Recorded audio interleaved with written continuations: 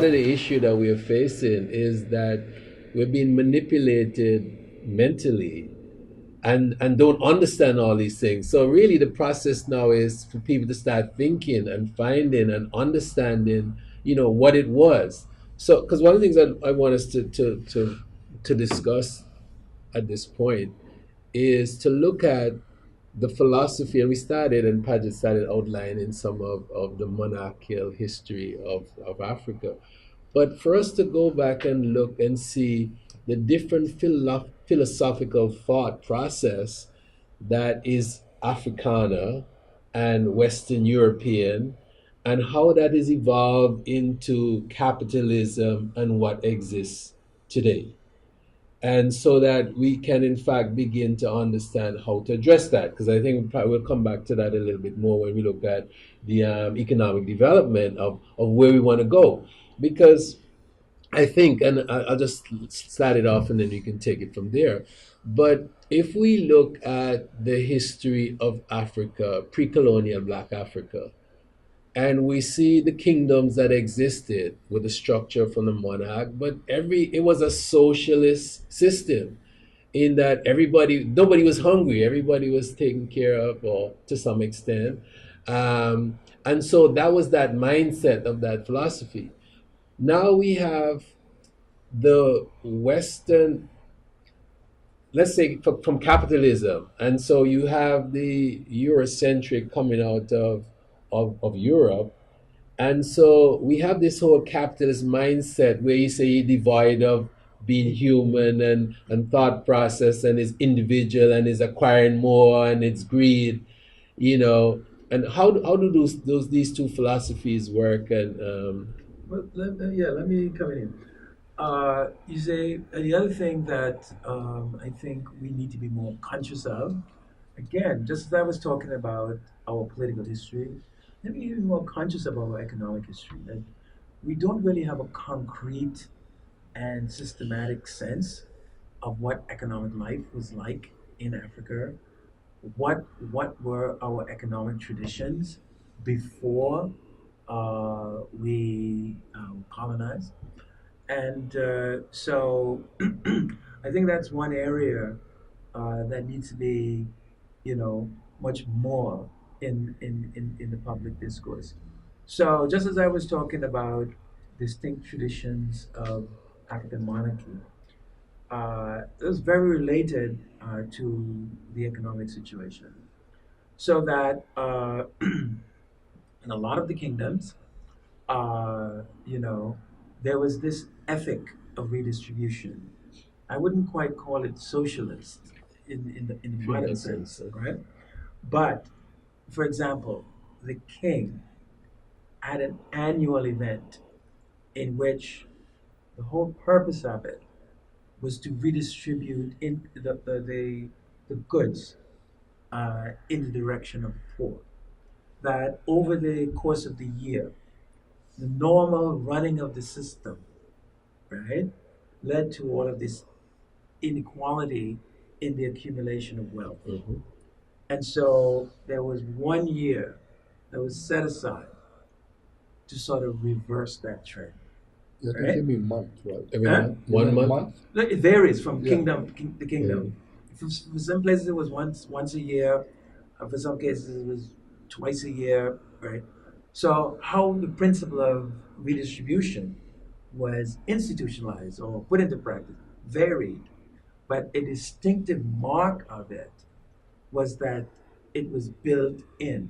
You recognize that the normal flow of things created inequality, and it wasn't quite didn't sit as being satisfactory, and so you had this this process of redistribution. There's something I want to add to that, though.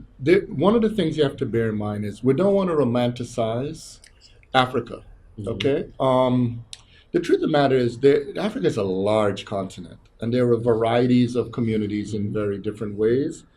But the other thing that makes it very difficult is we often try to look back at Africa premised upon today's model of the bourgeois nuclear family. African families, in fact, a lot of the Caribbean today is very African with that. I know when I grew up in Jamaica, I mean, in my childhood, there's a way you think of your cousin that's a lot more like your sibling. You know what I mean? It's not like your mother, your father, everybody could go to hell, everybody else. And so this interconnectedness in many communities, there's such a large family network that the way you can think of basic economy is very different. And the other thing to bear in mind is they're also, we have to talk about whether we're talking about Afro-Islamic Africa, there's Afro-Christian Africa. Teodros is absolutely right. The question of how Afro-Christian Africa, I mean, Christianity in Africa goes all the way back 2,000 years, okay? And then we have to deal with the varieties of for instance, the distinctions between the way you look at the world.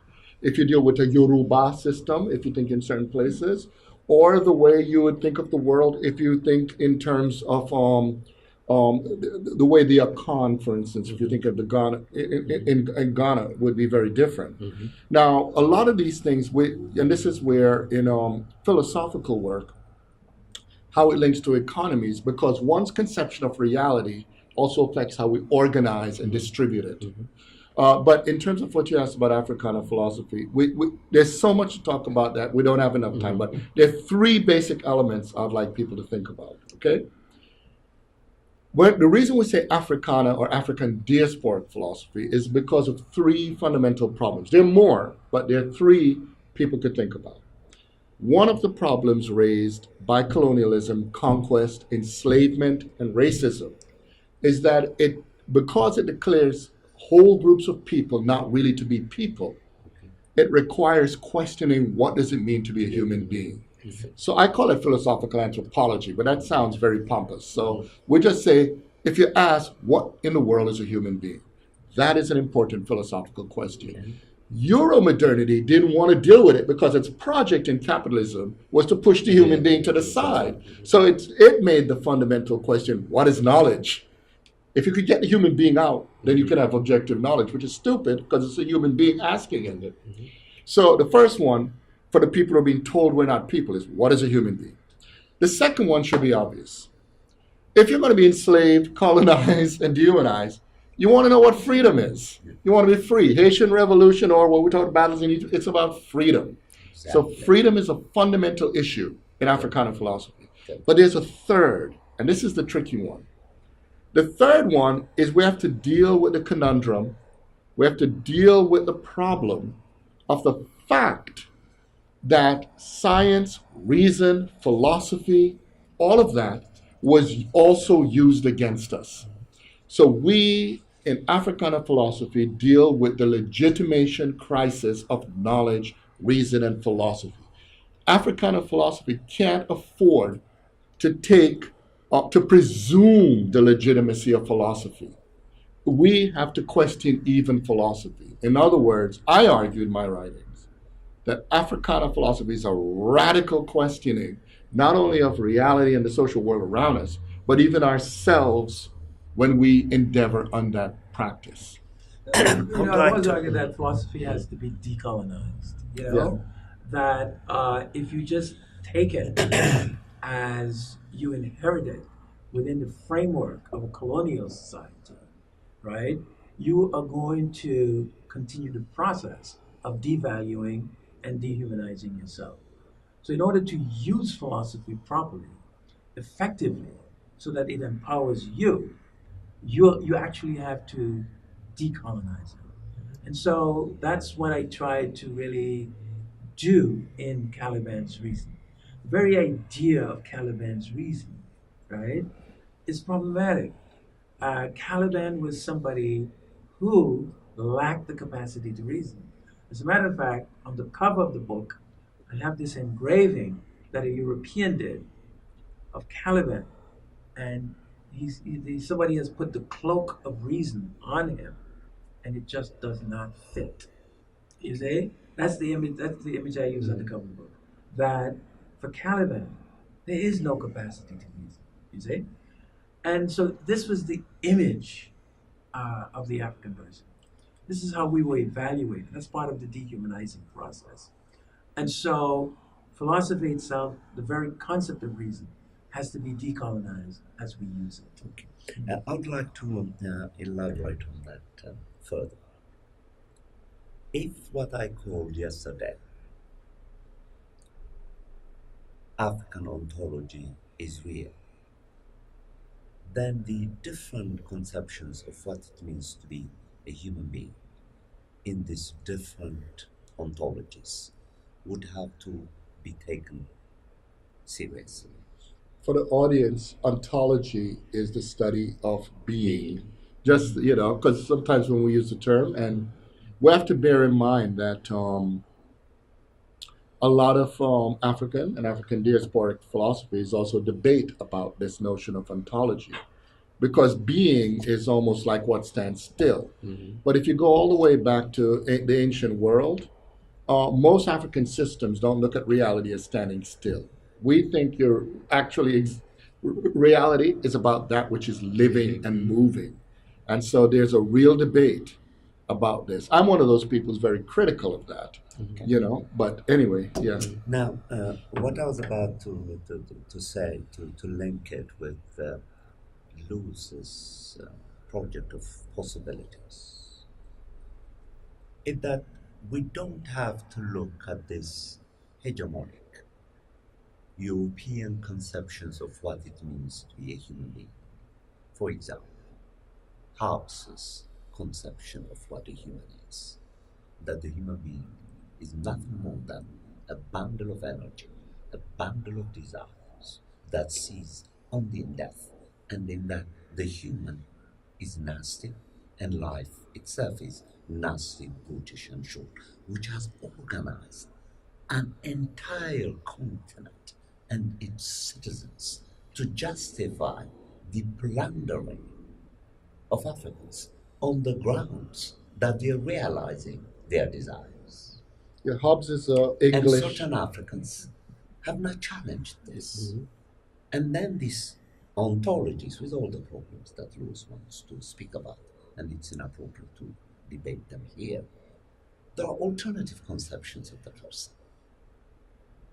The person in these ontologies is a person whose life is guided by a belief in a supreme being. And the supreme being, in turn, creates divinities, creates humans, creates spirits, and then enables this person to develop relationships, not only with human beings, but also animals and plants, with what I called a respect of existential seriousness, that these beings matter. Just because they are not linguistic beings, it doesn't mean that you have to harass them and kill them.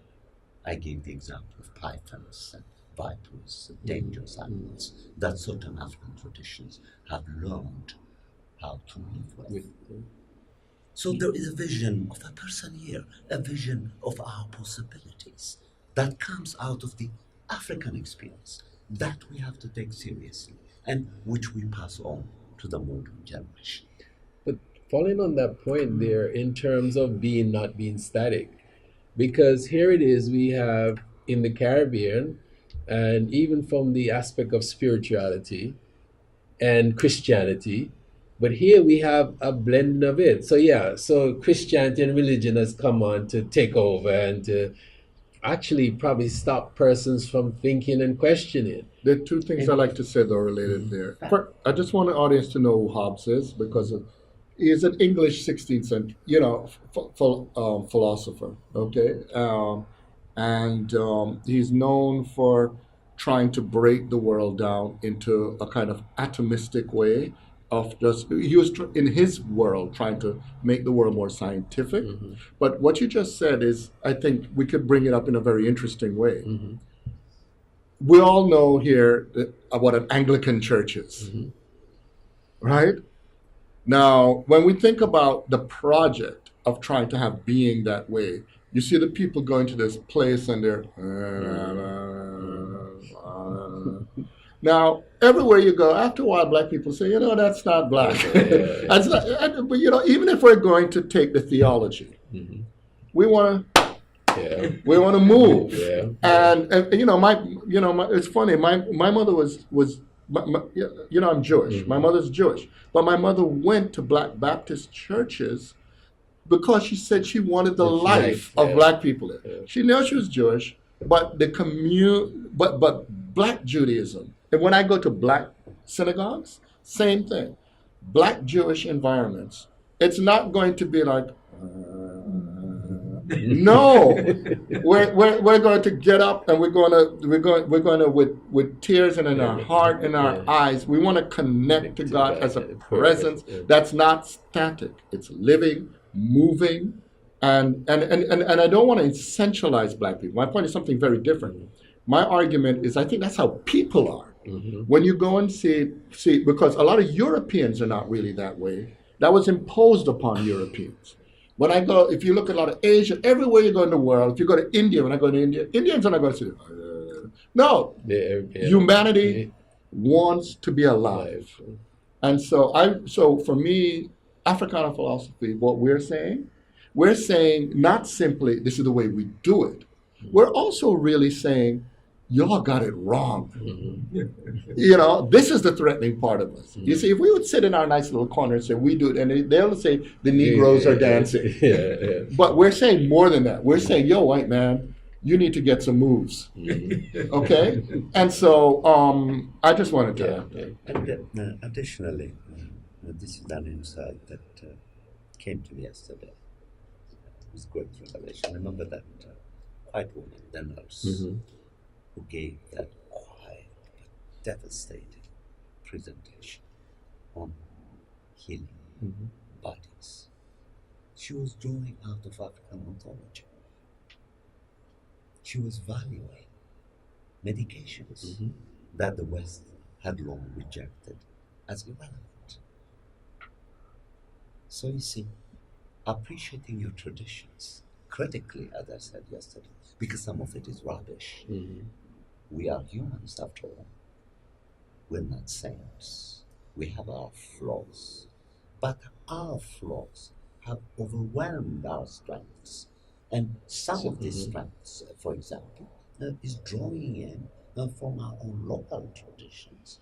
And we use appropriate medications shamelessly.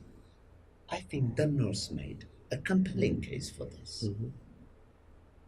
But we're seeing though that even people are not admitting it. We're seeing that even within the Christianity, a lot of the traditions that have come down are really being merged and intertwined, and so we're not aware of it, or it's not brought to the fore, but it's there. And so if we can begin to get people to examine that, say, wait, okay, you know what, where did this come from? You know, this is part of our tradition.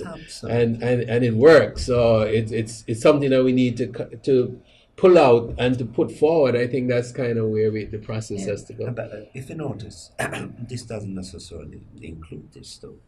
When I made an attempt to make a case for the Battle of Adwa, you noticed the resistance. This is an unnecessary resistance, because this is a new knowledge that should be used to empower this generation. As I argued, this is a spectacular example of resistance that should be used as an empowering element for the agency of this generation. It gives us a mission. We have to know our histories. It's not the only example of resistance. I stand corrected. I don't know much about the Haitian Revolution, but this is a spectacular example. And it's our obligation to know it and embrace it, make it our own. It so happens that I happen to be an Ethiopian who's privy to this knowledge, and I'm speaking about it perhaps to an unnecessary length. It was But popular I live Rastafari. No, Rastafari is about But no, that. I felt and Ethiopians bad brought it through. No. to make this case because I felt as known in if Jamaica. I was being resisted. Who was resisting? Who? No, nobody's here resisting. That's what you. inspired Rastafari. I mean, Yes, no, you it know, is, the advisor to Marcus It's the Garvey host was to a save the black project. Ethiopian Jewish. Teodros. He was a rabbi from Ethiopia. He was the advisor. You know the Black National Anthem? It was originally supposed to have been written by an Ethiopian, you know. It was originally by Rabbi Ford. And it was written, and the idea was actually to cut, but the problem was in the US, they wanted to undermine the connection with Africa. So James Weldon Johnson was commissioned to write Lift Every Voice and Sing, Yeah. and to make it very, you know what I mean, US centric and very Christian centric. But originally, the global, right, Pan African song to rally black people was supposed to be a song that was actually written by an Ethiopian, and a lot of people don't know this. And that knowledge, Marcus Garvey linked in to Jamaica, and a lot of people, because what it is a lot of people who study Rastafari are very devout Christians, so they rewrite the history and go into Maoism, which is a technical term for a kind of syncretic Christianity, and so they write out the Afro-Jewish Ethiopian presence in the formation of Rastafari. Mm-hmm. But if you study Rastafari, there are all of these elements there. Because I teach a course called Rastafari in Judaism. Mm-hmm. And and Paget, remember I said Brown, I taught the Rastafari course, had like 500 students. They just loved it. They all were wondering if they're going to show up and deal with the holy herb. But it's but the fact of the matter is that especially in Jamaica, and interestingly enough, via Jamaica, mm-hmm. what's interesting is a lot of the images of Africa become mediated through the Caribbean. As we know, there was a backlash against Rastafari and its history distorted. Mm-hmm. But those facts, especially that battle, is an inspirational part of Rastafari. Yeah, resistance, yeah. Yes. Yes, that is true. Oh.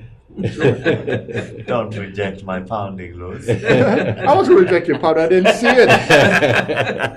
You can't do what I'm not seeing.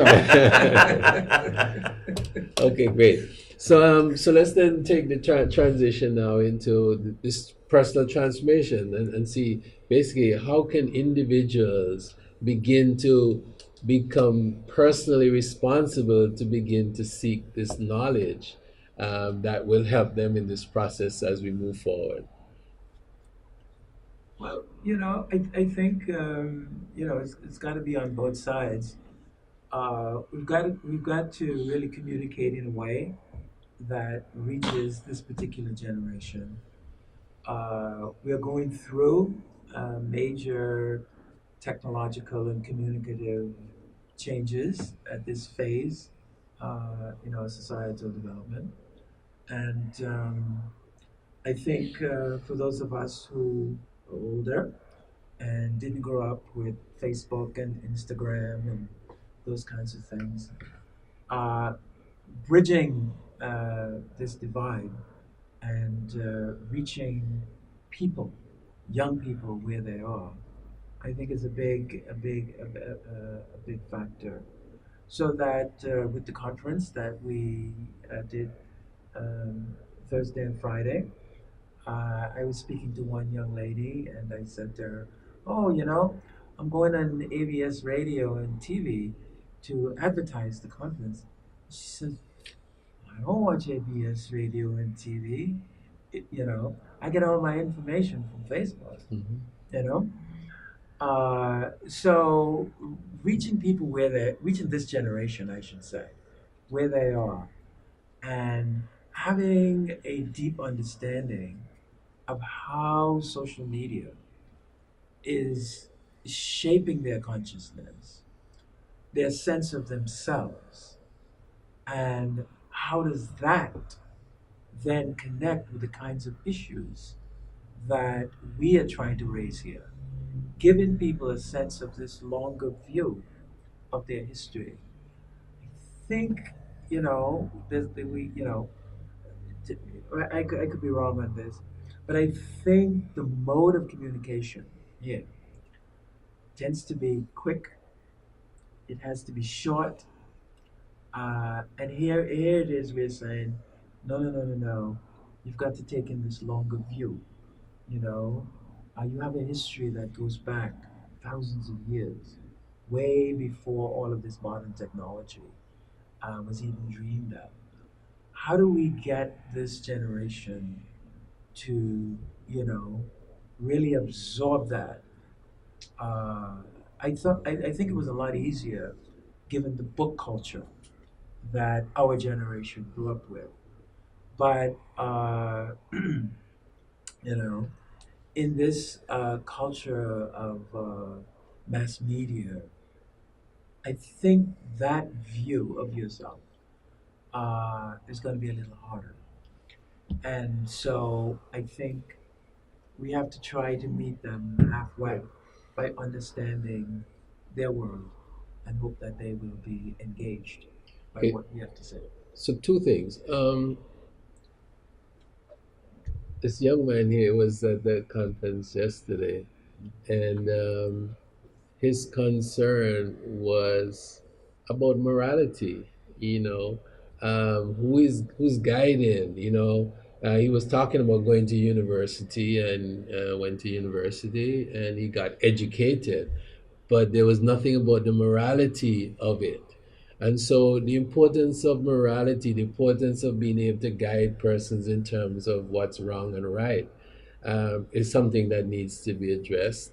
And secondly, in terms of the communication, I'd like to let Teodros talk a little bit about that, because part of his teachings is teaching musicians in a really structured way how they should go about writing their lyrics and their role and responsibility. And what we're seeing here is that we've really got to the point where the music is fine, because the music is like what we talked about in the church. I mean, at the end of the day, the calypso or the soca or the dance or whatever, it's music that's moving.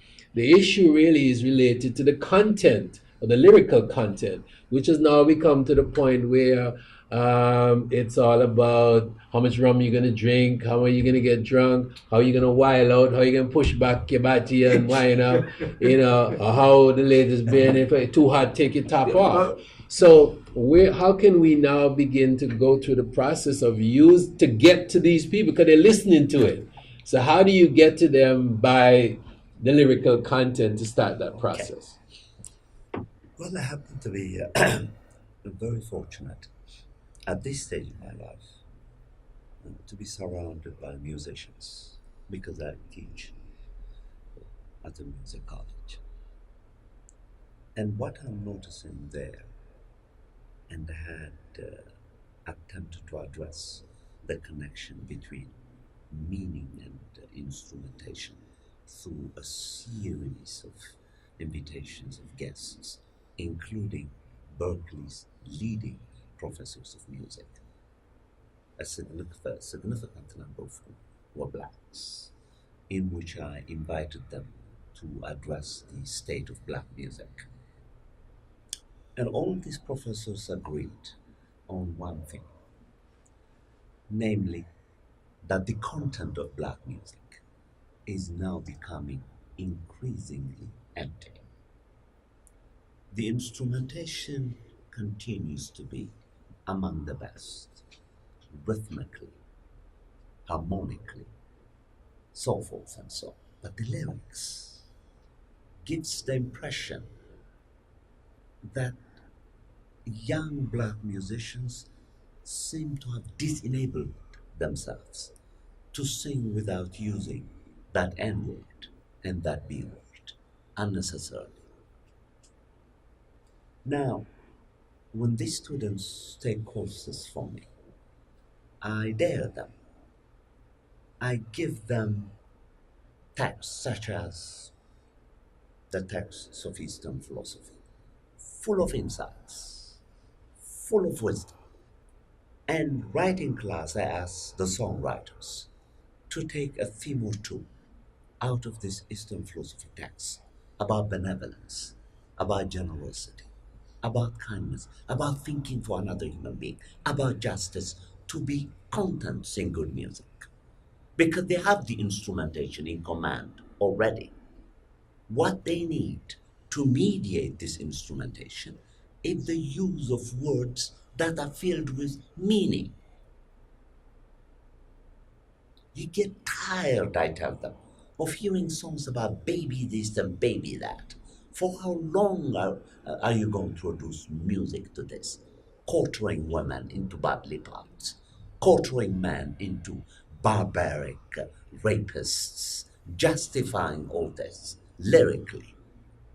When you can take some of these quiet, calm sages of Eastern philosophy who speak about the ego, who speak about controlling it, who speak about controlling the very desires that the 17th century philosopher Hobbes justified as a way of being, and give the world musics with lyrics that make you think. Because I always tell them philosophy is boring. So is sociology. People can only take it for 10 minutes or 15 minutes, depending on how good the speaker is. Whereas music is something that you never get tired of. So another way of making these musical gifts useful for humankind is to mediate it through meaningful content. And it doesn't necessarily have to be reduced to protest songs. That is also diminishing it, because some of these protest songs, Bob Dylan included, are rather boring. It could be much more subtler than that. I am a musician, in addition to being a philosopher, and I also teach on music. And we don't have enough time, but I have a lot to say on music. Okay, but the short version is there's several things that you're really asking in that question. The fundamental thing you're asking in that question, you see, music is the basic part is that music is actually intimately connected to what we are. St. Augustine, for instance, wrote in music, and we don't realize this, but music is connected to how we can actually conceive of time. If you have lacked the ability to connect with music, believe it or not, you cannot communicate. You notice we communicate in a tempo. So there's a lot about music that's actually a part of what it is to be a human being. So that's already there. But the question you're really asking, I would suggest, is about the question of maturity. You see, maturation in music is something more complicated, because when you think about how, for instance, racism and colonialism are imposed upon Black people, it's telling us not to grow up. So fundamentally, first and foremost, the context of the music you're talking about is Black music. Now, Black music informs popular music, and so a lot of times you see the white people who are talking about popular music, they're imitating Black people. Now, I wrote an essay years ago called The Problem of Maturity in Hip Hop. And what it is a lot of people are not interested in a lot of people who study Black people, that is, even a lot of Black people who study Black people, are not interested in what Black adults have to say. You know, when we want to study white people, we go talk to adults. But why do Black people become authentically represented by our adolescents? Now, let's think about what an adolescent is. An adolescent is a person in the process of growing up. So in effect, to have ourselves represented by people who are trying to grow up is already going to beg the question. The other part is this. If you look at even adolescents of the past, for instance, among the forms I play, I don't only play rock and roll and jazz and hip hop and soca and all of that, but in the past, when you go to a musician's home, it was, you could not tell the difference between a musician's home and a professor's. Musicians' homes were full of books because people understood if you're going to write lyrics, you need to have something to say. If you don't have anything, otherwise you're going to draw on your experience. And I want to get to that point about I have a problem with this personal stuff. In fact, I think the problem we live in a world is too personal. But once you get personal, then everything, you can't grow. It's all about me, and what I have to say before I've gone through a process. So why are people wanting to be at the end of a process at the beginning? In other words, people want, without real experience, growth, knowledge, education, to tell people what they have to offer. You know, we're in a world of even 7-year-olds who write autobiographies. So this is the thing. There are several things. It's pretty clear that when it comes to content, people need to have more rich experience. But I think outside of that content part, there is a very real reality that's creating this personalism. And that is the extent to which people's capacity to have an impact on the social world gets diminished. In other words, the extent to which the political world begins to fail. It creates a radical form of insecurity which makes people move inward. And so what we're witnessing is a degradation of the quality of music precisely because there's a degradation of the political outlets in our society. And there are many people who have written on this issue and studied it. Now, it connects to the question because I noticed when we brought up carnival, people talk about how naked the women are and also. There's always, whenever there's political crisis, people are always talking about the woman. No, it's always about the woman. And this is connected to certain processes we have to take very seriously. One of the things, if you think about music, music is intimately connected to dancing. In fact, people danced before we actually wrote music. Because there's a way you had to move and so forth, and you develop and you chant. There are many who have written on this, but the short version is the musical experience begins in a community. It's the chorus, it's the dancing, the celebration together. Okay? You notice times when you're hanging out with friends, even if you're not planning to do music, there's a kind of a together movement that you coordinate. It's a social thing. However, there's a point at which a form of individualized consciousness emerges, where people begin to question their society, but it tends to focus on an individual. If you look at many music forms, for instance, if you look, say, in reggae in Jamaica, it began a lot with ska, rocksteady, and so forth, but then you had the protest, the content, the oratory.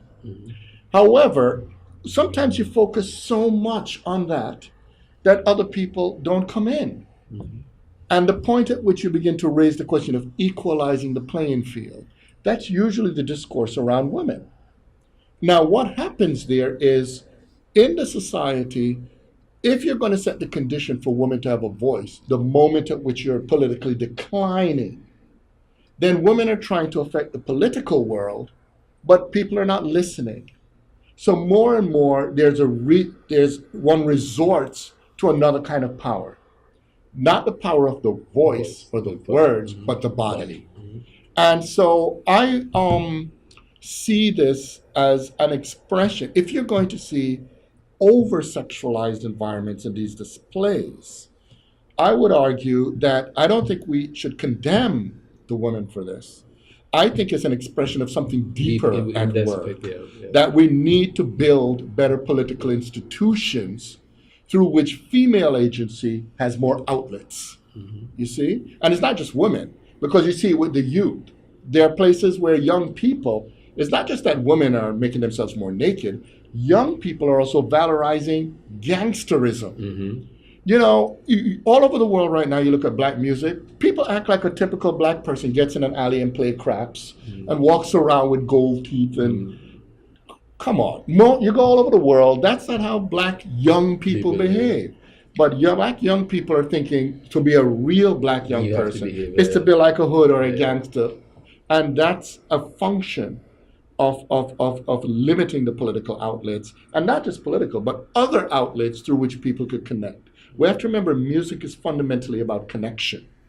And the more people get disconnected, the more the music has to be expressed as a form of yelling.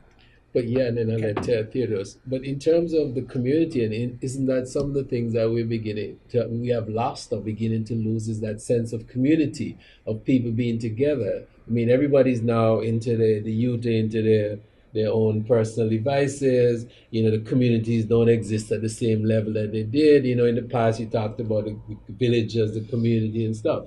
So we're losing all of that, and that's probably creating some of the things that you're talking about. We're going back to self instead of outwards. And these things take cycles, though. It's up to, the thing is, you get out of these cycles by taking responsibility for it. It's not that people just do it people do it interacting and fighting with even, and negotiating this with each other. In other words, for those of us who see the problem, that's a calling for us to do our role in order to responding to it.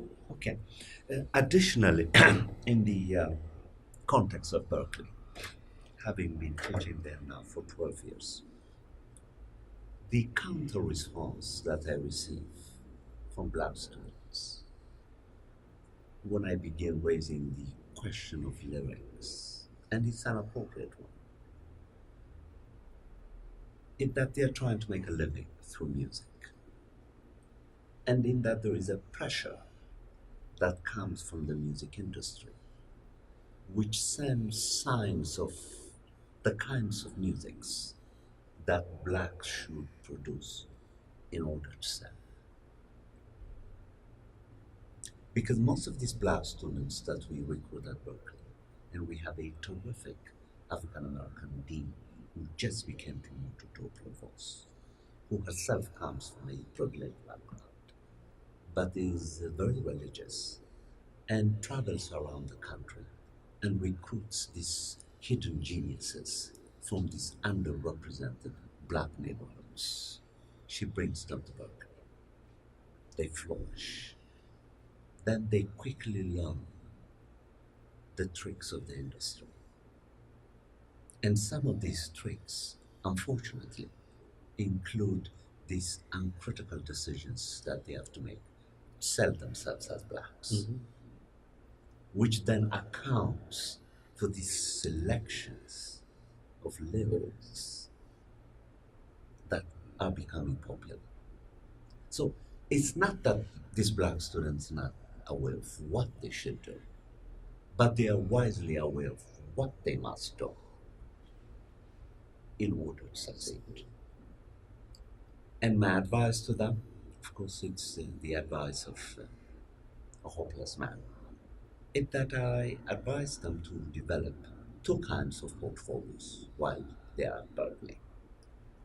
Portfolios in which they write lyrics, produce musics that will make it in the music industry, 1 or 2 albums at most.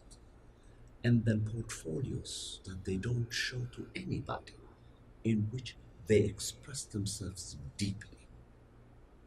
So the kind of content that I try to give them from Eastern philosophy, Africana philosophy textbooks, these ontologies that I spoke about, will go to the second portfolio, which they might want to resort to after they graduate from Berkeley. Produce one successful album. Let's forget that some of these, let's not forget that some of these black students have families to support. Yeah.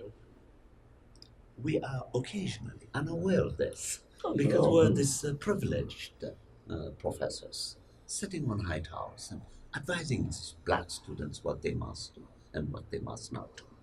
I make sincere efforts to empathize with their conditions, but I try at the same time to protect them from contaminating their souls and killing their creative possibilities. Hence, the importance of retaining the second portfolios to which they can return after they graduate, so that they will not suddenly find themselves incapable of creating something new because they have been overproducing for the music industry. There is something called exhaustion. You get exhausted to play games. All of us have played games to get these positions. I mean, it would be lying to ourselves. Yeah, but minstrelsy sells, but there's a point at which we have to admit we are committing damage. Look, when I first came out, I grew up in an environment that's not the historic population that would go get PhDs and so forth. A lot of us are. But when I first got my degree, people said to me, it's so rare a black person gets into this situation, you must be as careful as possible. You know what everybody told me, and Paget is seeing this as well, to be safe, write on a white thinker. Be a white man in black skin. Okay? And I said, no. And they said, well, it'll ruin your career. You'll have no future. And I said something at the time that made people think I was insane. That look, black people are resourceful. I'll find other ways to live. But I didn't come into this profession to keep repeating the idea that the only people who think are white. So I did things like write on Fanon. I wrote on black thinkers. I thought I knew the white stuff, but I wasn't going to devote my time legitimating that. They already have their stuff.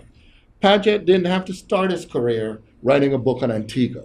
It would have been, in their view, easier for him if he had done it. But someone somewhere has to make a decision that we're not going to be minstrels, you see? And the problem I have is that we put a lot of mask on it. But the fact is, too many black people, too much of black music, has so bought into this notion that ultimately it's about the dollar. That ultimately we don't realize, but at an aesthetic and at the level of not only knowledge, but also spiritual self-understanding, we're selling out our people for a buck.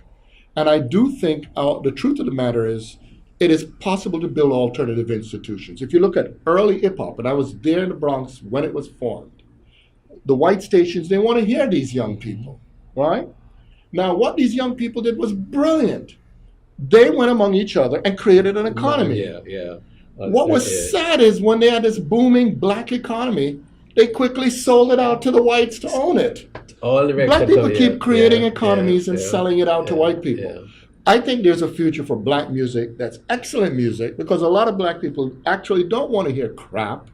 It's just that we're told we're legitimately black when we listen to crap, if we cultivate our own markets. And I think now with the technology of the internet and the YouTubes and stuff, it can go there at a very cost-effective way. And so even if it's not making a lot of money from record sales, which is not where the industry is going now, a lot of it is going to performances. So even within your communities, you can get opportunities to perform. Chance is amazing, because, Chance is a very unusual rapper, because, he's a devout Christian. The thing about Chance is that he became very famous without selling a single record. He took advantage of that social media, and right now they're changing the game. Black people are changing the game. But of course, the danger is that if we get let's just say entrepreneurially lazy. Entrepreneurially lazy is you're only going to work hard enough to sell to somebody else. There's a certain point where we have to create conglomerates, infrastructure, and it doesn't even have to be nationalistically black. It just has to be a way that if we're changing the game, don't give it away so easily. And on that, one point, and then we transition because we're going to wrap up soon. Go ahead, Teodros. I think it is too heroic on our parts, I think, to single out black music and demand from it possibilities that it cannot deliver, outside of raising fundamental critiques of dismantling the music industry and the capitalist institutions that are supporting it. It's not just these black musicians who could embark on this difficult project alone. There is a deeper, more expansive critique of capitalism that has to proceed before we begin challenging black music. It cannot deliver singularly. As I said, these students have family support.